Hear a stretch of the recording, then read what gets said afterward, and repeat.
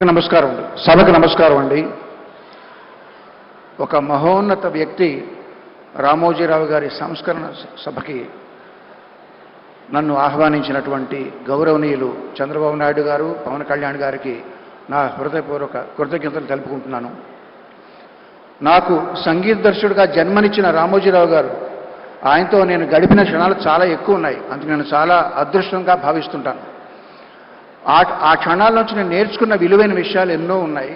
వాటిలో మచ్చుకు ఒకటి ఏంటంటే,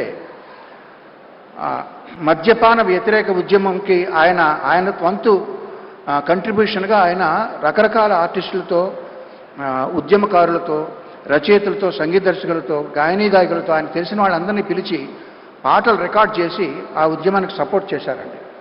నన్ను కూడా రమ్మని ఒక పాట రికార్డ్ చేయమన్నారు. నేను అన్నాను, సార్ నేను మెడ్రాస్ వెళ్ళి 4 రకాల ట్యూన్లు నేను మీకు చేసి పంపిస్తానని అన్నాను.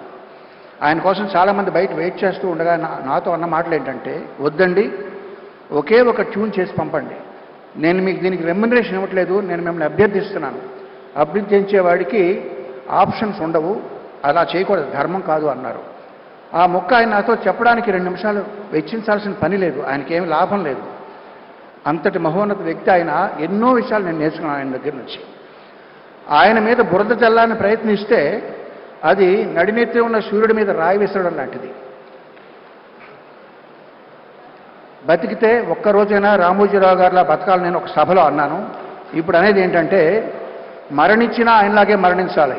ఎందుకంటే కురుక్షేత్ర సంగ్రామంలో భీష్ముడు తన మరణాన్ని, తన మృత్యువుని ఆపి ఉత్తరాయణం వచ్చే వరకు కూడా దాన్ని నిగ్రహించి ఆపారు. ఆయనే ఆపారు ఆయన.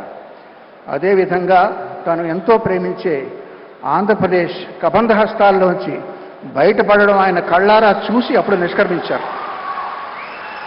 అంచేత మరణించినా ఆయనలాగే మరణించాలి. ఆయన ఫోటో మా పూజ గదిలో ఉంటుందండి. ఎందుకంటే ఆయన దేవుణ్ణి నమ్మరు. దేవుణ్ణి నమ్మని రామోజీరావు గారి ఫోటో దేవుడు ఉండాల్సిన చోట మా ఇంట్లో ఉంటుంది. ఎంతోమంది జీవితాల్లో వెలుగులు నింపిన ఆయన స్ఫూర్తి నా గుండెలో చిరకాలం ఉంటుంది, బ్రతికినంత వరకు. ధన్యవాదాలు.